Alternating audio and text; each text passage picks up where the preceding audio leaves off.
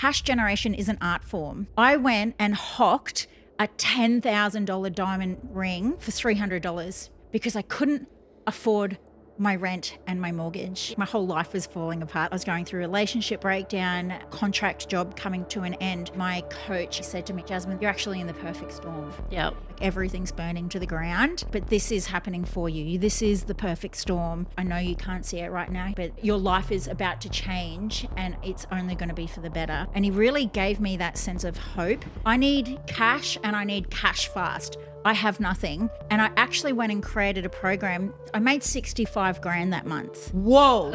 I cannot believe this. And that was the first time I realized cash generation is an art form. Actually learning how to make money, that is a skill set. Welcome to episode 2 of the Business Thruple. I'm Jamie Spiller. And I'm Al.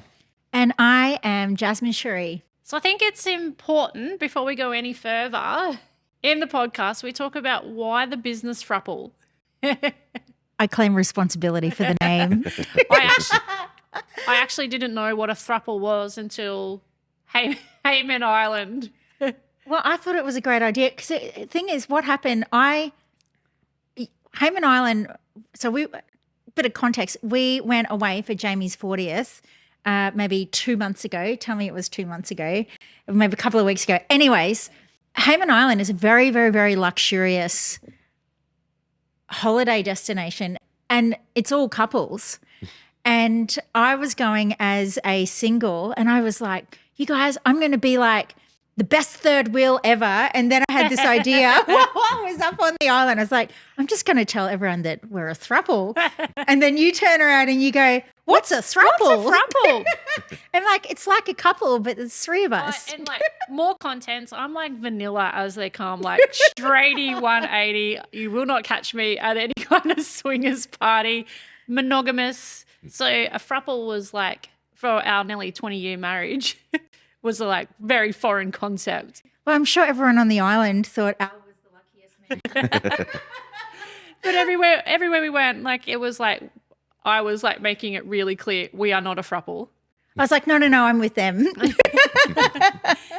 So when we were putting the name together for the podcast, it seemed only really fitting that we are the business throuple. We are the 3 amigos when it comes to business. And I think this podcast, we really want to share the journey of Jasmine's journey in entrepreneurship and how she got to where she is today and how we come together to be creating a worldwide company. So, Jazz, can we ask you some questions? Yes, I am an open book. What do you want to ask first? Oh, just threw me straight under the bus Well, 'cause I thought you were going to start. That's Okay, fine. I'll go straight into it. I would love to know, what was your journey? Like, what was that first step into entrepreneurship for you? I know last podcast you touched on, that mindset for you of going from entrepreneurship to Employee to entrepreneurship. So what was that first step into entrepreneurship for you? My first step, like I dabbled in entrepreneurship whilst having a job. Like, so I had a corporate career for 17 or 18 years. I worked at CEO level. The people that mentored me were actually very high profile, very powerful CEOs and chairmen and C-suite archetypal people. So, and then I transitioned from being an executive assistant to more project management, leadership consulting. Got headhunted by a management consultancy firm. It was one of those moments where I was like looking over my shoulder and I was like, me? And she still gets headhunted to this day. I might put a side note in there. I'm like, whenever she calls me and she'll go, oh, I got headhunted. And I'm like, please do not leave me. I do. I genuinely do take calls almost every other week, people wanting to engage me. But my last role in corporate was working in the mining and resources industry as a leadership consultant and a coach with a very big mining company in Australia. When that contract came to a close, it was March June, July 2019. And my coach at the time, in fact, my whole life was falling apart, like literally. It wasn't the wheelchair story, but it was for me. It was, I call 2019 my year of fire and destruction. But they're the pivotal moments in time. Yeah. But one of the pivotal moments for myself was I could not talk to my coach without breaking down. Like I was going through a relationship breakdown, and I knew the contract was coming to a close. Had a little bit of money in the bank, and I remember my coach actually said to me, he's like, Jasmine, you're actually in the perfect storm for your life. Yep. And he's like, I know you can't see it right now. He's like, your life is about to change, and it's only going to be for the better. Did you see that? Like, I know for me, like going back to the wheelchair story, and like I kept like that was the thing inside my head. This is happening for me. When you were at that pivotal moment in your employee to entrepreneur, were you feeling that? I just knew I had to take one step at a time, and I knew after that moment with my coach, and he's like, this is very tumultuous for you, like everything's burning to the ground. He's like, but this is happening for you. This is the perfect storm. And he really gave me that sense of hope he's like, what do you want to create for your life? And I'd done like 10 years of personal development. Like, okay, like what do I want to create? What do I want to create? And I just literally kept checking back in with myself. It's like, what does the woman in me want to create for my life? Newly single, job coming to, contract job coming to an end. What do I want to create for my life? Like, what does the woman in me want? And just little by little, I moved from living in a beautiful home in the city.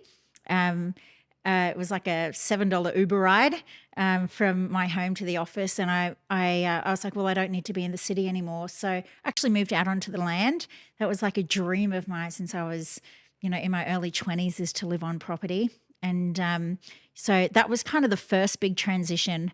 And I made a very, very clear decision that I was not going to go back into corporate. I actually said to my boss, now who I'm still really beautiful friends with to this day, his name's Jess, and I was like, Jess, I love you, right? He's like, yeah. And I was like, well, I don't want you to call me for 2 months. Like we're not allowed to talk because we were so close, and we had such a close working, very professional relationship. I was like, don't talk to me. I need Did you go back to the easy? Like you were scared you were going to go back to the easy? No, I just needed to go and find my path, and I needed not to have him. Not that nothing bad happened. I was just like, I need you to leave me alone. Stop talking to me, and I need to go and pave my own path right now. And like he knew what I was going through in my life. And I was really passionate about sexuality and education. And so I decided, and I was really passionate about youth as well. So I decided to go and create a business that, and I called it Sacred Pathways. It was a youth sexuality and leadership empowerment programs that I ran in 2019. And I worked so hard in my business. Like I created a not-for-profit style business. I was passionate about a purpose-driven, mission-driven business, and it got to it got to December of that year. That was, again, December of that year was a really pivotal moment in my journey because I ran out of money, and I had been working so hard on this new business. I'd been creating programs, and I was, doing all the things, and I ran out of money. Like I went from a lot of money in the bank to having this vision to no money in the bank, and I couldn't even afford my mortgage. Was it a burn your boats moment? Like I'm really This big. is a question I was going to touch on actually, is how you went through navigating the certainty of being an employee to the uncertainty of being an entrepreneur and not knowing when the money's coming in, and how you navigated that transitional period. Because I had money in the bank, there was no uncertainty for me. I was just kind of cruising because like I don't come from a really wealthy background, but I just had it. I kind of really wasn't looking into the future. All I knew was I had to work hard on this business, and I had money in the bank from that, and it was just savings. I was, I had no skill set of making money and generating cash generation. Yeah. So I was, there was a woman who was in our community. She was a business coach. She could see my passion and she could see my fire. And she was running a program, and she actually gave me a scholarship to that program. And I was like, it was like something in my brain went, okay, usually when you give, not usually, a lot of the time when you give a scholarship to someone, they don't take it as seriously as what, when you've got money on the table. Yep. I made a very clear choice. I've been given this fucking opportunity. I went and watched every one of her videos 5 times over. And that's what I think is one of your strongest skill sets is your ability just to take action. And what you need in the game of entrepreneurship is you have to be an action taker. But there was a really clear moment for me. It was a clear conversation. And I had been doing all this work in this business, right? Creating these programs. But she said to me, I'll never forget it, Jasmine, your only job right now is cash generation. Mm-hmm. I couldn't afford my mortgage. I went and hocked a $10,000 diamond ring. I'll never forget that moment. It was December 2019 for $300 because I couldn't afford my rent and my mortgage. Yep. And I remember on the way to Cashies, and my mum said to me, she's like, honey, don't do it. You'll regret it. Please don't do it. And I had to switch off I just had to check out and go and do what I needed to do. I was in such a survival state. And then my mentor said to me, your only job is cash generation. Go and make money. And she gave me, a framework to be able to do that. And it was January 2020. This is when COVID was hitting as well. Yep. I created a program. I looked around at all my friends. They were all coaches. Bless all my friends. And I was like, okay, well, I need cash and I need cash fast. I have nothing. And I actually went and created a program through using the framework of this coach. And I made 65 grand that month. Yep. And that was the first time I realized, and I speak to this quite often, with my clients, the art of cash generation is an art form. And that journey from employee, being an employee to entrepreneurship, actually learning how to make money, that is a skill set that I did not have, that I had to learn. I had a lot of other incredible skills, but it was like D-Day for me. Mm-hmm. I was in and I did, and I went and created 65 grand that month, and I was like, holy, it's step one, it's my first ever launch, and I'd only ever done little events, charging $150 for an event or something like that. And she's like, no, we're going to you're going to charge, what was it, 7.5 grand for this program. And it was just there was a sense of worthiness within myself that I had to meet, which, that really was the birthplace of my entrepreneurship journey. I was like, fuck, okay, whoa, I cannot believe this. And you can, I really got that, what's possible when we have the right tools to be able to generate money and create a life and a business that we actually are deserving of. Yeah. And you're part of that journey. I don't know if I've ever told you. So yep. When not only did we lose this money to this business partner of the platform, but we actually sold our house to invest into that business. Oh, wow. So when you say that ring that had sentimental value, but I think that's a skill set in the entrepreneurship, right? You've got to be willing to risk it for the biscuit. Yeah. If you're not willing to go balls deep, risk it for the biscuit. Yeah, you can't be 1 foot in. Burn it for your boats. People that talk about, doing, but I'm not for it. You want to play the game, you got to dig your trench and you got to play hard. Mm.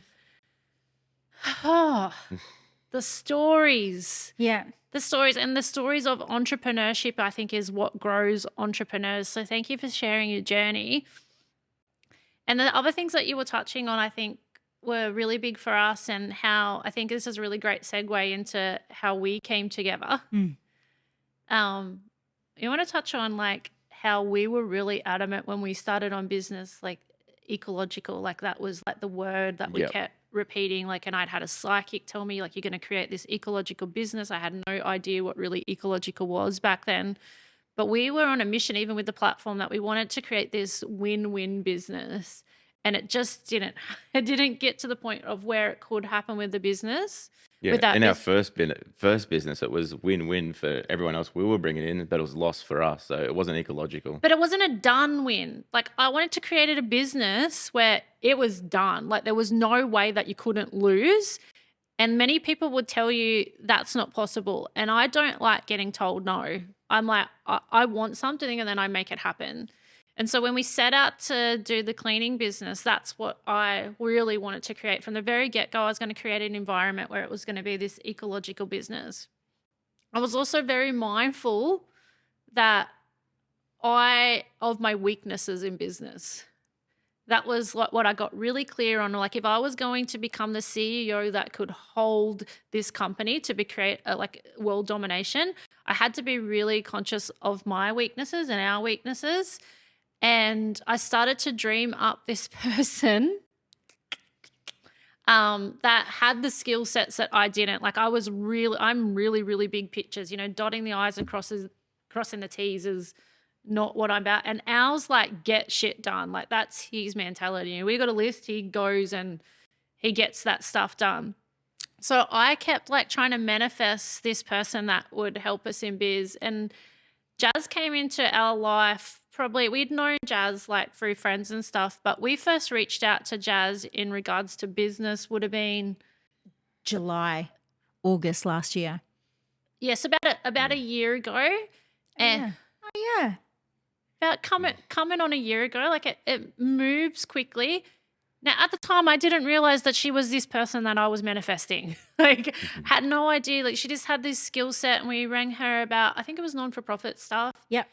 And we didn't end up working with her at that stage, like it was a lot of back and forth calls, but Elle and I both said, we just really feel like we're going to work with Jazz at some stage. And You came to me a few times. yeah. And then you asked me to like price things, or, we're thinking about this, or, we can't afford that at the moment. and then I'd get the rejection. You'd be like, oh, we've gone with this other thing. And I was like, eye roll. It's like, okay, cool. Like, And radio. that did come back to bite us on the bum. Did it? Yeah, when we didn't go with you. Oh, yeah. Just prolong the process, yeah. But we were really It's called dumb tax. we were really dumb tax is like what led. Let's talk about a dumb tax like right now. So that business partner that ripped us off, I actually didn't sign a contract with him. And I know you're really big on contracts. So I think there's really to put that side note, dumb tax. I said, we should do a contract. He's like, no, you don't need it. So there you go. I paid that dumb tax in entrepreneurship and learnt. But we were really adamant that we just knew we were going to work with you in some way. And so in what month did you come on to help us with the training It platform? was just after Christmas. So just after Christmas, we hired Jazz to come in and help put our certification program together. And then That was our first date. that was our first. We were Thruple date. We were thruple dating way back then, which was really just not that long ago, on how quickly things have moved for the company.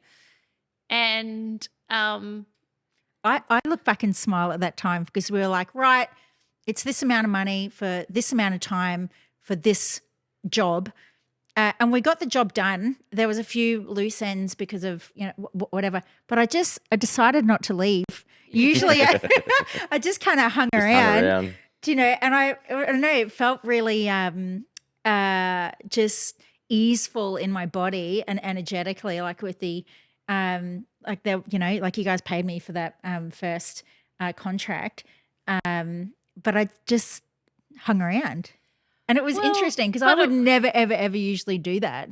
But it just felt like the right thing to do. It was really seamless, and I had been saying to Al for a really long time, oh, I think I'm ready to bring a business partner in. Like, I need the support to be Which is able a to, big deal for Jamie. yeah, She's usually like El Jefe, the boss. that like that becomes the master of none when it tries to do everything. You know, my skill set is very broad, but while You you still try, are El Jefe. when you try and, you know, us entrepreneurs, we have massive bandwidths, and we will see things that need to just get done, and we will do it. But I was also really mindful of not putting my I love stress, like, and I know you do, Jazz, and we can talk on that, and love not just so much stress, but meeting the edges. Like, I love that feeling. That's the best thing I love about entrepreneurship.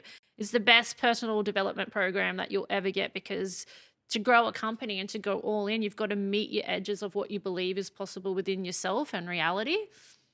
And so I was really mindful, hey, that I didn't want to end up in a place where I put so much stress on my big picture thinking, that I didn't have the right support, or we didn't have Yeah, the and right. that's the learning is like once you do get to those edges, is who are the people that are going to help support take you on It beyond takes those. a village to raise a company, and it takes all different mindsets. You know, I think that's one of being the biggest thing of growing the Green Rebellion is how different mindsets are actually needed to, you know, cook the company soup. And you and I have some pretty intense conversations, like regularly. Regularly, and that's why I think we grow so quick, was this right people, because, you know, I decided I needed this kind of person in my life. Then we made the decision that we wanted to bring a business partner in, and it was just after we launched the Green Rebellion and we did the launch party on the Gold Coast. You had gone away to do plant medicine, Yep.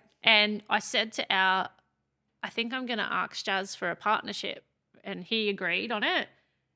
And then I'm driving home from the ceremony, and I come into service, and I get this message from Jamie, hey, like, are you free for a chat? Or no, that's right. I sent you a message, and I was like, you are a fucking funny bitch. Like, I have a story to tell you. And so it was a Saturday morning. It was mid-Saturday morning, and Saturday mid-morning. And we got on a call, and I wasn't aware of the conversation that you and Al had that morning. I was wanting to share that you, in my medicine journey, you had kept coming into my journey and making me laugh. Like, you were in my consciousness all night. And I was like, because we'd been working together, you know, for the previous couple of months, but there was this, like, you were coming in and we were like cackling, and you were like, I was experiencing this like ridiculous amount of joy and laughter and shit stirring. oh, it was so funny. And so I was like, I came out of the journey and I was like, I have to call Jamie and tell her what happened last night. I was like, you wouldn't leave me alone. Like, you were actually like really funny. It's and then really a spiritual journey. Like, this is the first time I think, like, we've talked about it in this length, and like the journey, thruple. the thruple and the spiritual journey of business that led to me, you know, manifesting. Like, your like to the point skill set is like what I knew I needed in my life, and then you came along, and then you went to a plan, like you went into the quantum, Yeah. you went to the other side. I was there already, like doing business on the other side. Yeah. And it's been a like very special journey, I think. Al, what's it been like for you? I'm just the meat in the sandwich, really. No, I would say that Alice, as you would see, he's a man of words when it's needed, and he doesn't like very many people. And Don't say that. He- I like everybody. He in loves. small doses. He's a very. No, you don't. He's a very in big- micro doses. He's a very big heart, but there's very few people that he actually likes. And I knew. I've got a very small circle. Yeah. Yeah, and I knew Jazz. My thinking was right when Al actually enjoyed being in Jazz's company. Thanks, Al. Thanks You for got the like tick. thanks You got the blue tick. thanks for having me in your circle. But I think the growth for all of us, like not only the company, I think for me, like Jazz, you being in my space and learning things from you that weren't my skill set has skyrocketed my entrepreneur. And actually finding somebody that wants to be in the game as hard as me, like I had struggled. Like for me, I've always been an entrepreneur, even when I A wasn't. lot of people talk the talk, but not many people walk the walk. So I've always been an entrepreneur. So always when I wasn't an entrepreneur, I was an entrepreneur, and finding somebody that wanted to play the game as hard as me, has been really, really hard. And I think there's been some funny moments when I've had two people say this to me. It's like, Jasmine, I think you've met your match finally, like in Jamie, like the level of like where we meet each other with our business brains and our level of we are relentless in what we're doing. The business plan that we've created for the Green Rebellion, it is an aggressive business plan. yeah, And like as a, I've got my own business already. Like I didn't come into this partnership from a place of desperation at all. Like and for me, it's been such a breath of fresh air to partner with some people, and I get opportunities across my desk every week, consistently every week. And I'm like, no, thank you, or I'm not good for that, but I'll recommend to other people to, and I'm a really good connector. you are an amazing connector. Yeah, but for myself, it was such a incredible experience to be met in the way that you and I meet each other, to be able to create something extraordinary. Like, and when you came to me and you were like, Jasmine, I want to take the Eco Cleaning Co., turn it into the Green Rebellion, and I want to make it global. I'm like, fuck yes, let's go play that game. Like, let's go. Do you know? One thing I'd like to talk into just quickly on that is there was something really key that you said there, is that you didn't come into this business at a point of out of desperation or lack or scarcity. So there was none of that kind of away from energy when this was created. It's always been forwards energy pushing this business. And that's been big for me. Because in our other business that we started, there was a lot of desperate energy in the start of that, not from us, but from the other people that we brought into the business. Oh, which comes from us, like we're the common denominator. Consciously, yeah. We were creating this energy of the hustle is dead and trying to partner with people that weren't coming to something abundantly and not from scarcity. And I love my consulting business. I know we're going to talk about that in a couple of episodes time, but I love my business. My business is thriving. I love your business. So for, as business owners, I kind of get a bit fucking territorial about my life, my quality of life, my lifestyle, what I can do, what I can't do, because I've worked hard for it. I've created everything that, as we all do, like for how my life looks. So to say yes, like when you guys came to me when I was driving home from the medicine journey, and you were like, Al and I were actually talking, and we want to have a conversation with you about coming in as business partner. And none of us knew what that would look like. It was a yes for all of us, but we had to go away and to grow. We had to go and create it instead of, because there's no rule book. But not coming into or creating from a place of lack or scarcity is such a pivotal energetics for anyone to come in. A place of growth. I think that was the biggest thing for all of us, right? Like you were sitting very comfortable in your business. You had reached that level as a business owner. And I think it's that next step into, like, for you, that I see as like that full-blown entrepreneur. Like you were stepping in from being, I have a successful business. Now I'm coming into entrepreneurship, because not only did you come in as a business partner. Oh, yeah. Yeah. You looked at the numbers and went, actually, I'll buy an area too. You're second, number 2, brand licensee. Yes. So Jazz, when she was putting the numbers together for our brand licensees that are helping us do the worldwide rollout, she looked at the numbers and she was messaging me and going, Jamie, are these numbers right? Because this doesn't seem right. And I'm like, yeah, Jazz, they're right. She's like, can I buy Sydney? And I was like, are you going to let her? And I'm like, she's actually the perfect person that we were looking for as a brand licensee and people to partner with to help take the Green Rebellion around the world. And that's big for me. Like it's really still big. And I know we get on calls with, a lot of seasoned entrepreneurs along the journey, just because, with me, I need that external validation along the way. It's all right, Jamie, your process, your structure, everything works. But I think the biggest thing for me is in my entrepreneur journey and stepping into my full biz woman is actually owning that I've created a fucking worldwide phenomenon. That's been big for me. What's a global brand?